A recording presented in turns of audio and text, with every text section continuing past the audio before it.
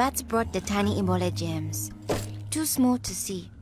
So small, yet so dangerous. Without realizing, Grandfather rubbed a little blood in his eye. Ebola germs came into his body.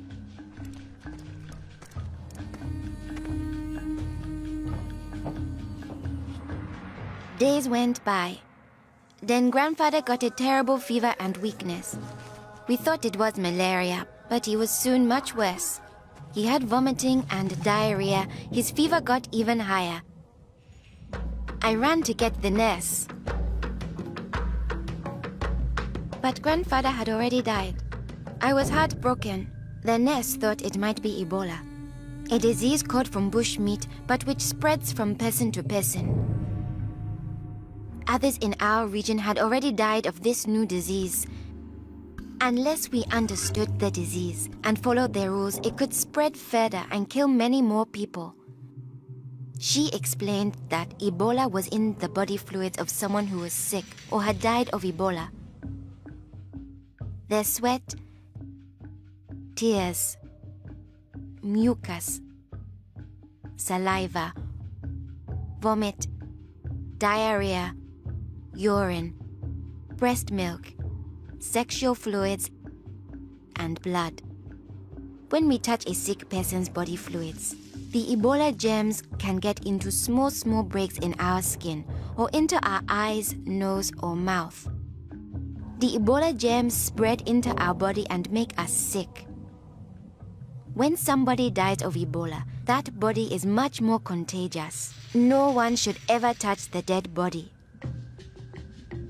The nurse advised us to wash our hands with soap and water right away.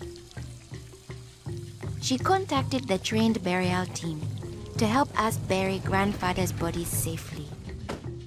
The burial team came.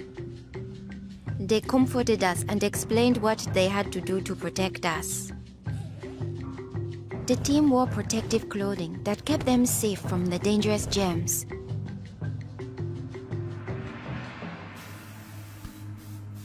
They sprayed Grandfather's room and his body with chlorine to destroy the Ebola germs. They put his body safely away in a bag. To prevent the spread of Ebola, no one could touch the body of anyone who had died with signs of the disease. They also burned his mattress, bedding, and clothes. Anything that might have his germs. All these actions made us safer. It was too great a risk to follow all our traditions. But we still honored Grandfather in the time of Ebola. Our chief gathered all the villagers together after Grandfather's death. He explained that it's natural for us to fear Ebola, but if we trust in our health workers and follow their rules, we could stop the disease. The nurse explained to us, when a person has symptoms such as fever, don't touch them. Get them to the treatment center right away. They will have the best chance of surviving and they won't spread Ebola. She advised us to wash our hands with soap and water many times a day. The whole village agreed to follow these rules. Since we all had close contact with Grandfather, we were at risk of getting Ebola. We had to stay home. A health worker visited us every day to see whether we had fever or signs of sickness. We would show signs within 21 days if we had Ebola.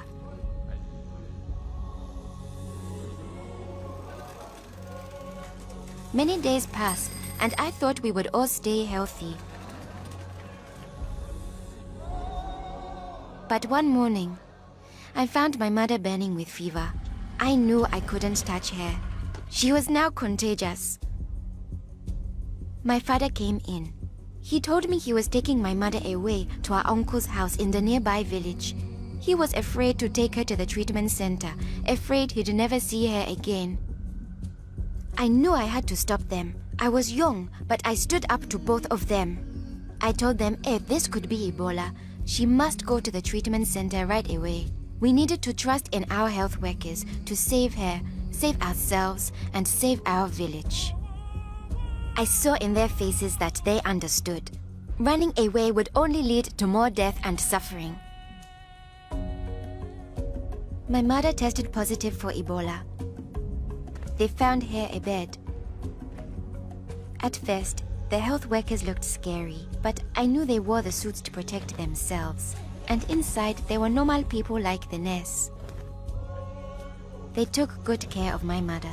They gave her fluids, medicine, and food, and helped her body stay strong to fight Ebola. I missed my mother very much, but I could still talk to her on the phone. Sadly, some people in my village didn't survive, but my mother got better day by day. Soon, we were able to see her from a safe distance. One day, the nurse announced that my mother would live. Now we were safe to hug and kiss her. It was a day to celebrate. Our village followed their rules. We trusted our health workers, brought us sick for care right away, called for the safe burial team when one of our people died, and we always wash our hands with soap and water.